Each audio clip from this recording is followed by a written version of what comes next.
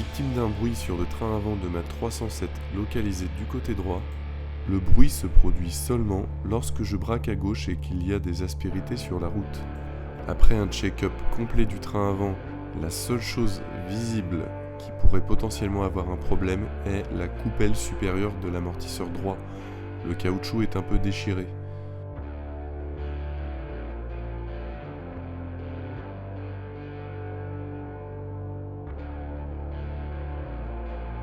Je ne sais pas si cela est vraiment lié à mon problème, mais dans un premier temps, j'ai donc décidé de la changer.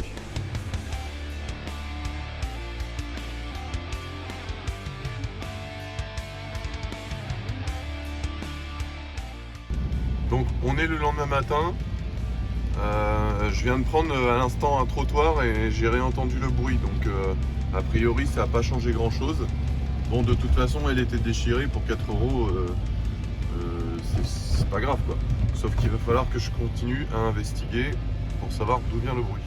Le changement des coupelles supérieures n'ayant pas du tout résolu le problème, j'ai donc entrepris le changement de mes rotules de direction axiale.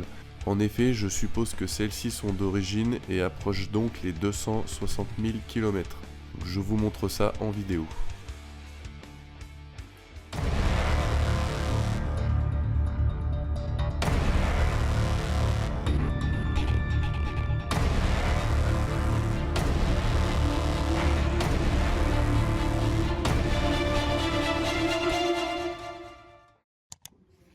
Alors pour éviter d'avoir à refaire un parallélisme, ou au moins pour pouvoir se rendre dans un centre de contrôle, normalement si on fait ça bien, il n'y a pas besoin de le refaire. On met les roues parfaitement droits, donc on va sur la place conducteur, on met le volant super droit. Donc ça c'est valable que si votre parallélisme est bon de base, hein. Si le parallélisme est déjà faussé, ça sert à rien, mais prenez quand même un repère pour pouvoir au moins rouler sans que la roue soit vraiment...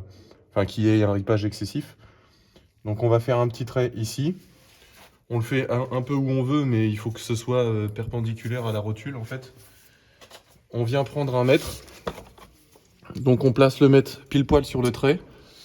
Et ensuite, moi ce que je fais comme deuxième point de repère, parce que ça peut varier de haut en bas, c'est que je viens coller le mètre au bas de la rotule. Et je relève en fait la distance juste ici au niveau du bord du disque. On est à 35,5 pile poil. Donc maintenant, je vais pouvoir commencer à démonter la biellette de direction. Donc évidemment, c'est pas digne d'une précision extrême. Donc là, ce qu'on va faire, c'est qu'on va enlever l'écrou de verrouillage. Donc généralement, pour régler le parallélisme, en fait, on règle la biellette axiale. On l'éloigne, on la rapproche plus ou moins de la rotule de direction. Donc pour ça, on va venir débloquer l'écrou. Donc on se munit d'une clé de 22. Et là, dans mon cas, il faut visser. Donc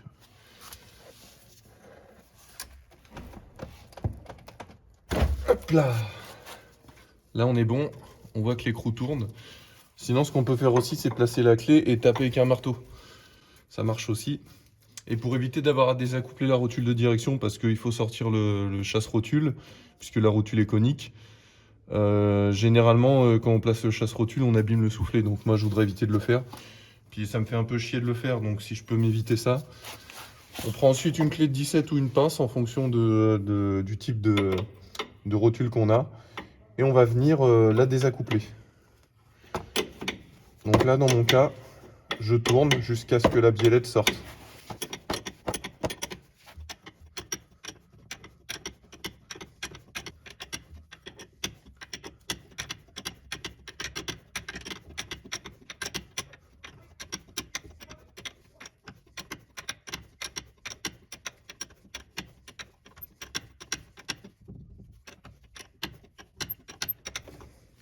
Donc tout à l'heure, j'ai constaté quelque chose en installant la nouvelle. J'avais peur qu'il y ait une différence parce que ça ballottait en fait entre le filetage de la rotule et le filetage de la biellette. Donc en fait, a priori, c'est normal qu'il y ait un petit jeu du moment que l'écrou de verrouillage n'est pas serré.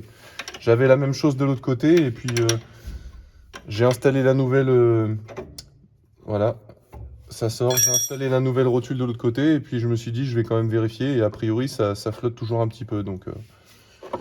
mais bon, c'est comme ça, donc il n'y a pas de problème. Voilà, donc là, en fait, on va pouvoir accéder au soufflet. Enfin, on pouvait déjà y accéder avant. Ce qu'il faut faire en fait là, c'est vraiment tout con. C'est enlever le premier collier ici, donc on prend une pince, on appuie, on enlève le collier. Et on a un collier à faire sauter au fond.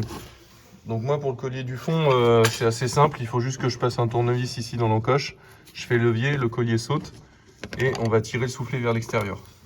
Donc le premier collier il est sorti, il n'y a pas de problème.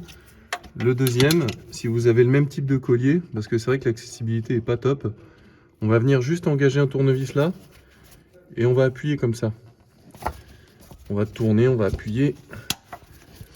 Voilà, c'est sauté. Et ensuite, il nous reste juste à tirer le soufflet.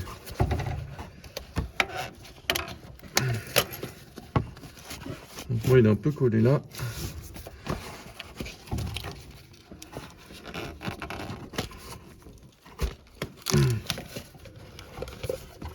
Non, ça va pas.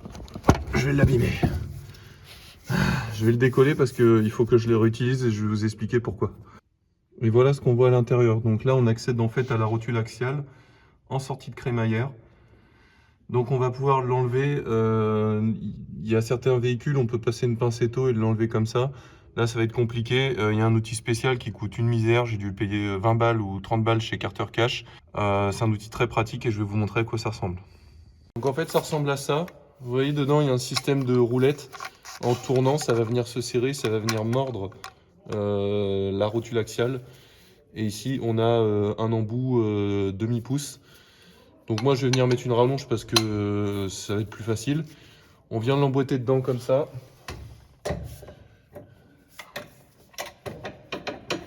Voilà. On enfonce jusqu'au maximum. Et en tournant, voilà, on va sentir le point dur. Donc on prend une grosse clé. Je sais, il ne faut pas prendre de clé dynamo. Mais bon, celle-là, elle est pourrie. Elle me sert à avoir un gros levier. Et on va tout simplement venir desserrer. Voilà, c'est tout. On sort l'outil.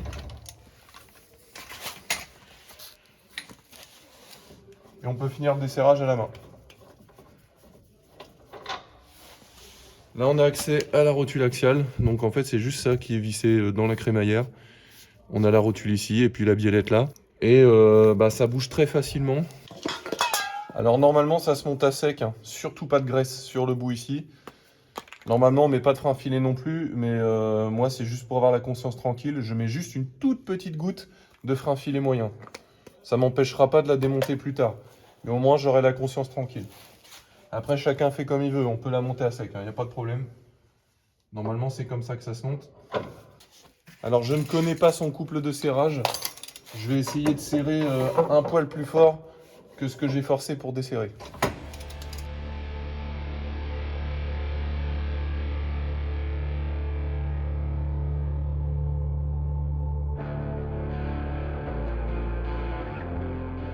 Une fois la rotule en place, je vous conseille d'appliquer de la graisse à l'intérieur du soufflet, ce qui permettra de chasser l'humidité et de maintenir la rotule parfaitement lubrifiée.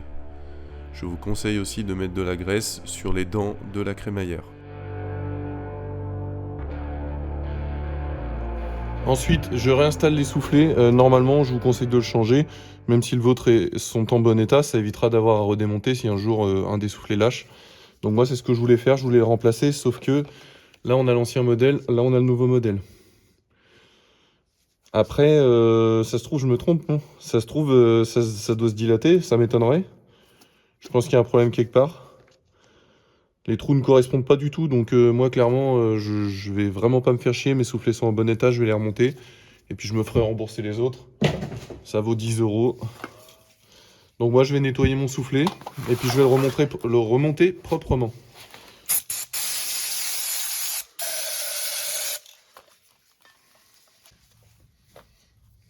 Et ce que je fais pour éventuellement protéger le soufflet des agressions, c'est que j'utilise en fait du silicone en bombe. Et si vous voulez, ça va nourrir un peu le caoutchouc. Ça va l'assouplir. Et ça va l'éviter de vieillir trop vite et de finir par craquer. Hop. Donc là, on le réinstalle. Donc en le réinstallant, je vous montre sur le nouveau parce que moi j'ai déjà remis l'ancien. On fait en sorte que le petit téton rentre touc, dans le côté où il y a un téton, côté crémaillère. Donc j'ai été un petit peu trop vite, j'ai ressorti le soufflet. Et en fait, il faut passer d'abord le collier, parce que sinon on est gêné en fait par le petit téton. Donc moi je le place comme ça pour pouvoir accéder à la vis. On remboîte le soufflet, et puis ensuite il reste plus qu'à passer sous la voiture pour serrer d'abord ce côté-là.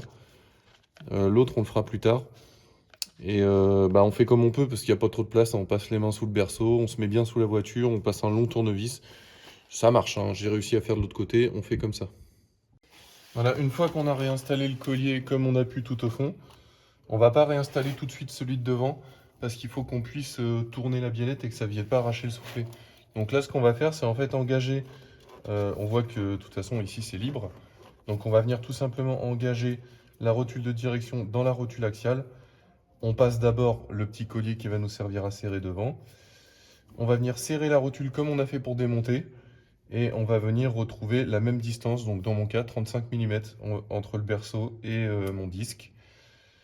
Et ensuite c'est bon, on va pouvoir remonter sa roue. Et puis si le parallélisme n'est pas tout à fait exact, si vous voyez une différence, soit vous essayez d'ajuster plus ou moins pour voir ce que ça fait. Bon, c'est un peu chiant à faire, il faut faire plein d'essais sur route, mais je l'ai déjà fait. Ou soit vous allez dans un centre de... un garage ou quelque chose, un centre, voilà, pour faire votre parallélisme, tout simplement. Voilà, c'est terminé. Une fois qu'on a remis le dernier collier ici et qu'on a verrouillé, je trouve plus les mots, qu'on a verrouillé le contre-écrou de verrouillage de la rotule, et on s'abonne à la chaîne, on met un petit like et surtout, voilà, c'est tout.